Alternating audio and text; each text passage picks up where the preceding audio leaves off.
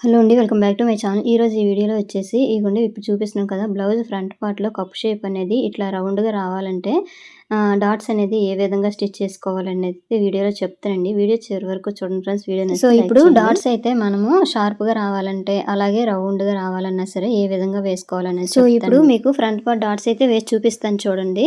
ఇప్పుడు ఇగోండి front part చూపిస్తున్నాను చూడండి. ఈ డాట్స్ చూసారా? డాట్స్ అనేది నేను క్రాస్‌గా వేయకుండా కొంచెం రౌండ్ షేప్‌లో వచ్చేటట్టుగా మార్కింగ్ అనేది చేశాను. షోల్డర్‌ని కరెక్ట్‌గా పెట్టేసుకోండి. మిడిల్‌కి పెట్టేస్తేనే మనకి షేప్ అనేది సైడ్‌కి లేకుండా కరెక్ట్‌గా మిడిల్‌లోకి కనిపిస్తదండి. ఇప్పుడు చూడండి డాట్ అనేది నేను కర్వ్ షేప్‌లో ఏస్తున్నాననమాట. ఇప్పుడు చూసారు కదా! నేను కర్వ్ షేప్‌లోనే తిప్పాను. చూసారు కదండీ! ఒక డాట్ కర్వ్‌లో తిప్పేసరికే ఇట్లా నీట్‌గా వచ్చేసింది రౌండ్‌గా, షార్ప్‌గా రాకుండా. అదే మనకి క్రాస్‌గా వేసామనుకోండి, అట్లయితే షార్ప్‌గా వచ్చేస్తది. ఇక్కడ చూడండి మెయిన్ డాట్ వేసేసాక ఈ చంకలో ఉండే డాట్ వేసేసుకోండి. అంటే రౌండ్‌గా రావాలంటే ఇట్లా వేస్తేనే రౌండ్ షేప్ అనేది వస్తదండి.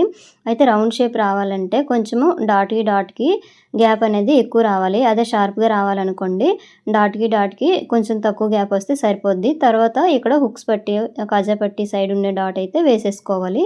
ఇప్పుడు మీకు చూపిస్తాను చూడండి మళ్ళీ ఏ విధంగా వచ్చిందో. ఇగో చూసారు కదా! షేప్ అనేది నీట్‌గా రౌండ్‌గా వచ్చేసింది. మరీ షార్ప్‌గా లేకుండా. ఇట్లా అయితే బానే ఉంటదండి. ఇప్పుడు రెండోది చూడండి ఒకసారి మళ్ళీ ఇంకోసారి చూపిస్తున్నాను రెండో సైడ్‌ది.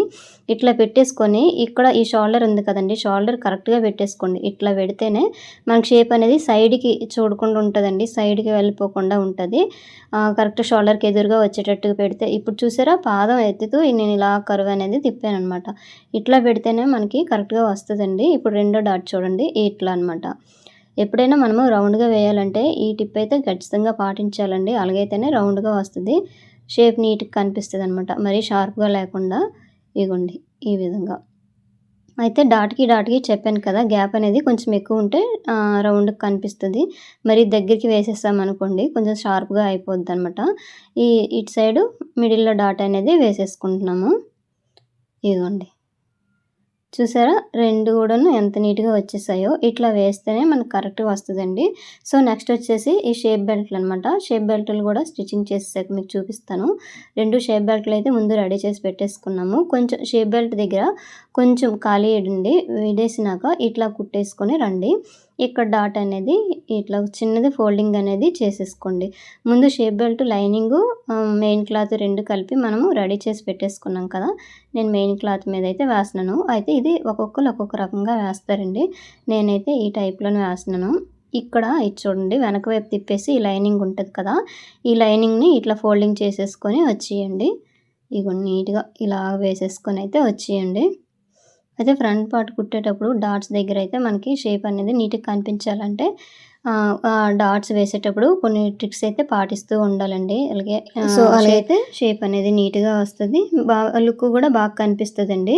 చెప్పాను కదా! షోల్డర్‌కి ఎదురుగా డాట్ వస్తేనే మనకి ఈ షేప్ అనేది సైడ్‌కి వెళ్ళిపోకుండా కరెక్ట్‌గా ఉంటది. లేదంటే కొంతమందికి ఒకటి కరెక్ట్‌గా వస్తదండి. రెండో సైడ్ అయితే షేప్ అవుట్ అయిపోద్దనమాట. సైడ్‌కి వెళ్ళిపోయినట్టు కనిపిస్తది. అందుకోసం ఎప్పుడైనా సరే ఇట్లా ఈ ట్రిక్స్ అయితే పాటించండి. సో, నెక్స్ట్ వచ్చేసి ఒకటైతే రెడీ అయిపోయిందండి. ఇప్పుడు ఇంకోటి చూడండి. ఈ ఎక్స్ట్రా నేను షేప్ బెల్ట్ అనేది కొంచెం ఎక్కువ కట్ చేశానండి. ఇగోండి అది ఎక్కువ పెట్టేసుకుని పర్వాలేదు. తర్వాత మనం తీసేయవచ్చు. ఇట్లా నీట్‌గా ఇలా పెట్టేసుకోండి. ఇగోండి ఇలాగా. తర్వాత ఇలా ఓపెన్ చేసేసి వెనక వైపు ఈ పైనుంచి అయితే ఒక కుట్టు వేసుకొని వచ్చేయండి. లైనింగ్ ఉంది కదా! ఈ లైనింగ్ నుంచి ఇలా కుట్టు వేసుకొని అయితే వచ్చేయండి. ఇగోండి నీట్‌గా. చూసారు కదా! ఈ విధంగా అనమాట. అదే షార్ప్‌గా రావాలంటే చెప్పాను కదండీ! ఫ్రంట్ పార్ట్ షార్ప్‌గా రావాలంటే ఇక్కడ డాట్‌కి గ్యాపు 1 ఇంచ్ ఇట్లా వస్తే సరిపోద్ది. ఇక్కడైతే 1.5 పావుతక్కు 2 ఇంచీలు వచ్చినా బానే ఉంటదండి. ఈ రౌండ్ దగ్గర మాత్రం మనం కొంచెం గ్యాప్ అనేది ఎక్కువ ఉంచితేనే కరెక్ట్‌గా వస్తది. లేదంటే మళ్ళీ షేప్ అవుట్ అయిపోద్దండి.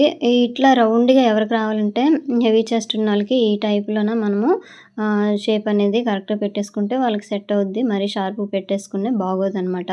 సో, ఎక్కువ బొటిక్‌లయితే ఈ టైపే కుడతారండి. ఇగోండి. అయితే ఇక్కడ చూడండి నేను హుక్స్ పట్టి, కాజా పట్టి వేస్తున్నాను. కాజా పట్టి ఎలా వేయాలనేది మీకు చాలా వీడియోలు నా ఛానల్‌లో ఉన్నాయి చూడండి. ఇక్కడైతే నేను లైనింగు, మెయిన్ క్లాత్ 2 అయితే పెట్టానండి. ఎందుకంటే ఈ మెయిన్ క్లాత్ వచ్చేసి కొంచెం చమ్కీలున్నాయి. అందుకోసం నేను లైనింగ్ గూడా యాడ్ చేసి కుడుతున్నాను. ఇలాగైతే కొంచెం స్టిఫ్‌గా ఉంటది. ఇక్కడ చూడండి, ఇక్కడ కాజా పట్టీ ఉంది కదా! ఈ కాజా పట్టీ నేను చెప్పాను కదా! 1 ఇంచ్ అయితే గ్యారంటీగా వెడల్పు ఉండేటట్టుగా కుట్టేసుకోండి. ఎందుకంటే చెస్ట్ దగ్గర కొంచెం గ్యాప్ వచ్చినా సరే ఇట్లా 1 ఇంచ్ పెట్టామనుకోండి, గ్యాప్ దగ్గర మనకు కనిపించకుండా నీట్‌గా ఉంటది. కవర్ అయితదనమాట. అందుకోసం 1 ఇంచ్ గ్యాప్ ఉండేటట్టుగా చూసేసుకోండి. ఇక్కడ తాళ్ళు పట్టి. సో, ఒకటైతే రెడీ అయిపోయింది కదండీ! ఇప్పుడు హుక్స్ పట్టీ అనమాట. హుక్స్ పట్టీకొచ్చేసి లైనింగ్ తీసేసుకోండి. లైనింగ్ తీసేసుకొని ఇట్లా ఫోల్డింగ్ చేసేసుకొని క్రింద నుంచి ఇట్లా ముందు ఆహ్, ఒక రఫ్ ఇచ్చేసుకొని ఇలా కుట్టి వేసుకొని అయితే వచ్చేయండి. ఇగో నీట్‌గా.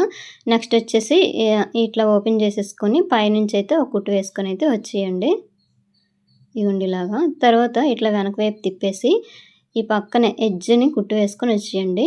చివర కుట్టు వేస్తే కొంచెం అందంగా ఉంటది. లేదంటే కొంచెం క్లాత్ అనేది పైకి తేలినట్టు కనిపిస్తది. అంత లుక్ అనేది రాదండి. ఎక్స్ట్రా ఉన్న క్లాత్ తీసేయండి. కరెక్ట్ హుక్స్ పట్టి, కాజా పట్టి కరెక్ట్ వచ్చిందా లేదా అని ఒకసారి ఇట్లా చెక్ చేసేసుకోండి. సో, చూసారు కదండీ! ఈ విధంగా వేస్తే రౌండ్‌గా, నీట్‌గా బాగా కనిపిస్తదండి. హెవీ చెస్ట్ ఉన్నోళ్ళకైతే ఇది బాగా ఉపయోగపడుతుంది. ఇగోండి చూసారు కదా! ఇంతేనండి వీడియో. వీడియో నచ్చితే లైక్ చేయండి, షేర్ చేయండి, సబ్స్క్రైబ్ చేయండి. Thank you for watching.